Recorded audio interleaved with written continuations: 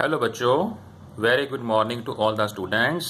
I welcome you all in the next online class of physics grade 10th.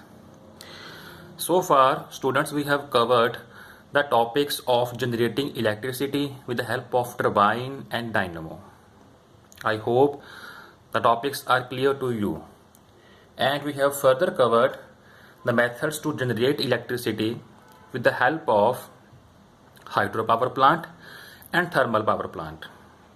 Okay, so now we will discuss some methods, improvements in the technology for using conventional source of energy. ठीक है, देखो इसका मतलब क्या है कि जो हमारे पास यूजफुल सोर्स हैं, कन्वेंशनल सोर्स हैं, जो जिसको हम काफ़ी ओल्ड टाइम से यूज़ करते आ रहे हैं, उनमें ऐसी टेक्नोलॉजी से इम्प्रूवमेंट की जाए कि उनकी एफिशिएंसी और जो उनसे होने वाला हार्म है उसको हम कम कर सकें. मतलब we will provide you sub methods so that we can use the conventional source of energy. जो हमारे पास फॉसिल फ्यूल्स थे, कोल है, पेट्रोलियम है, नेचुरल गैस है, जिसको हम एशियन टाइम से यूज करते आ रहे हैं, हम उसमें कैसे इंप्रूवमेंट कर सकते हैं with help of technology of science. ठीक है, तो आप एक वर्ड देख पा रहे हो, बायोमास. बायोमास क्या है इसको समझेंगे ध्यान से. बायोमास एक्चुअली में क्या होता है, the fuel which is obtained with the help from the plant products and from the animal waste. ठीक है, उसको बायोमास बोल देते हैं. समझेंगे इसको वन बाय वन करके. Let's start. Earlier people use wood as a source of fuel for a long time. करते हैं भाई, वो कह रहे हैं कि बहुत देर पहले से, अभी भी आजकल लोग करते हैं, वुड को यूज करते हैं as a source of fuel. ठीक है ना. जिन लोगों के पास एलपीजी गैस सिलेंडर नहीं है घर में यूज करने के लिए, जहाँ उनको नहीं पता बायोगैस सिस्टम क्या है, तो लोग क्या करते हैं, लकड़ियां इकट्ठी करते हैं. ठीक है, फिर लकड़ियां इकट्ठी करके वो उनको जलाते हैं तो अपना खाना बनाते हैं.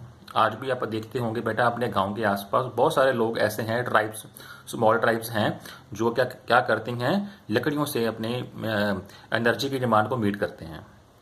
So to meet this demand of population, a large number of trees must be planted. Then only wood can be used as a source for producing energy.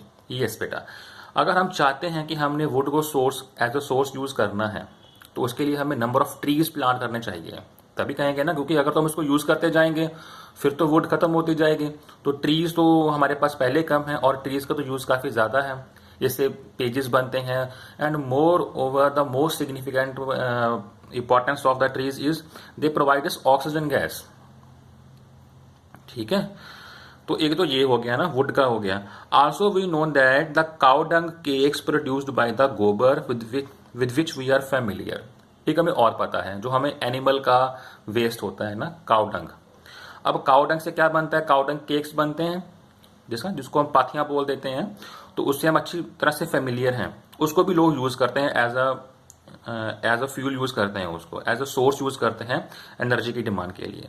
This also meets the demand of life stock और population. Life stock क्या होता है कि जहां पर हम रह रहे हैं, जिन लोगों को एनर्जी मिल रही है, मीन्स पॉपुलेशन, उनकी डिमांड को पूरा करने के लिए हम ये दो चीजें यूज कर रहे हैं. तो आपने देख लिया, जो फर्स्ट थिंग है ये हमें मिल रहा है प्लांट से, ट्रीज से. सेकेंड हमें कहां से मिल रहा है, एनिमल से. सो ऐसे सोर्सेज जो हमें प्लांट से, ट्रीज से और एनिमल से मिलते हैं, उसे क्या बोलते हैं, हम बायोमास बोल देते हैं. क्लियर जी. अब हम इनके बारे में डिस्कस करेंगे कि इनसे होने वाली जो एनर्जी है वो किस तरह से मिलती है, और अगर उनसे होने वाली एनर्जी की एफिशिएंसी प्लस उनसे होने वाला हार्म अगर ज्यादा है तो उसको हम कैसे इंप्रूव कर सकते हैं by using the improvements in the technology. ये हमारा टॉपिक है आज का. Basically, these two fuels, animal waste and plant products, biomass, both combinedly called biomass.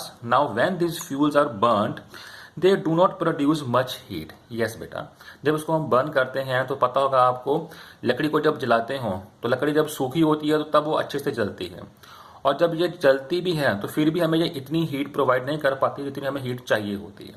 अब एलपीजी है या सीएनजी गैस है, इससे हमें मिलने वाली हीट बहुत ज्यादा होती है, और जो हमें हीट इससे मिल रही है, ये हीट इतनी ज्यादा प्रोड्यूस नहीं होती. And more over a large smoke is also produced, और बहुत ज्यादा स्मोक भी प्रोड्यूस होती है. ठीक है, therefore we need to find some improvements by using technology due to which the burning efficiency of these fuels can be increased. हमें इस तरह से हमें ऐसे कुछ वेज फाइंड करने हैं जिन वेज को यूज करके हम इनकी बर्निंग एफिशिएंसी को और इनसे होने वाले हार्म्स को कम कर सकते हैं। ठीक है, अब वही हमने हार्म्स देखने हैं कि वो हार्म कौन कौन से होंगे और किस तरह से हम इनकी एफिशिएंसी को इंप्रूव कर सकते हैं। ये देखिए, we know that when we burn wood in the limited supply of oxygen. अब देखो, जब आप चूल्हे पे वुड को बर्न करते हो तो देखो चूल्हा उसको क्या करता है, कवर कर लेता है ना। जो चूल्हा उसको आप रखते हो उसको वो कवर कर लेता है। इसका मतलब क्या है?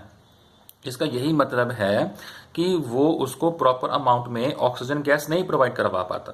तो लिमिटेड सप्लाई मिलती है उसको ऑक्सीजन गैस की।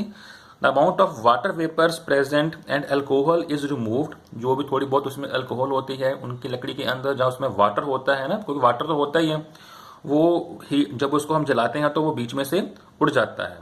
And charcoal, a black colour substance is obtained. You must have seen, जब आप लकड़ी को जलाते हो तो ब्लैक कलर का सब्सटेंस मिलता है ना, ब्लैक कलर का पार्ट मिलता है आपको लकड़ी के जलने से, वो चारकोल होता है। ठीक है, and when we burn charcoal, और अगर हम चारकोल को ओनली बर्न करें तो इसकी एफिशिएंसी भी हाई होती है और इससे लेस स्मोक प्रोड्यूस होता है।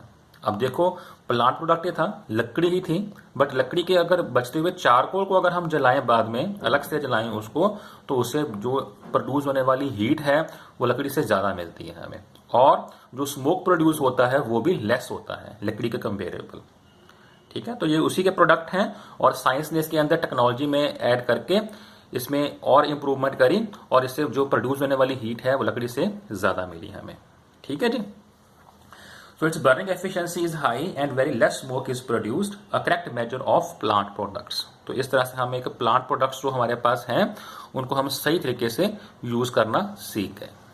ठीक है बेटा, अब नेक्स्ट देखिए, ये तो प्लांट प्रोडक्ट में इंप्रूवमेंट आ गए टेक्नोलॉजी से। On the other hand cow dung, अब बात करेंगे जो एनिमल वेस्ट है जी, उसकी भी तो हमने सही करना है ना। अब एनिमल वेस्ट के लिए क्या कर सकते हैं, various plant waste like residue left after harvesting. जब आप हार्वेस्टिंग करते हो क्रॉप्स में तो उसके जो रेजिड्यूज बच जाते हैं उसको, वेजिटेबल वेस्ट है उसको, एंड सीवेज वेस्ट, जो सीवेज होता है, सीवरेज होते हैं उसका वेस्ट, वेजिटेबल वेस्ट और रेजिड्यू आफ्टर हार्वेस्टिंग, मतलब कोई भी प्लांट वेस्ट है आप उसको डिकम्पोज कर सकते हो। When decomposed in the absence of oxygen gas, अगर हम उसको ऑक्सीजन गैस की एब्सेंस में उसको डिकम्पोज करें, डिकम्पोज क्या होता है, ब्रेक करना, कॉम्प्लेक्स सब्सटेंस को सिंपल सब्सटेंस में ब्रेक करना। इट प्रोड्यूसेस बायोगैस, ये सुना होगा आपने, बायोगैस प्लांट होता है, कई आप बच्चों के घर में ये प्लांट लगा भी होगा। ठीक है, तो बायोगैस प्लांट होता है, आल्सो कॉल्ड गोबर गैस प्लांट। ठीक है, गोबर गैस इसका नेम क्यों पड़ा है, बिकॉज इसमें जो मेन कंपोनेंट होता है वो काउडंग होता है। ठीक है, काउडंग मतलब जो गुहा वगैरह होता है उसको हम बेसिकली ऐड करते हैं, इसलिए इससे बनने वाली गैस को समटाइम्स गोबर गैस भी बोल देते हैं।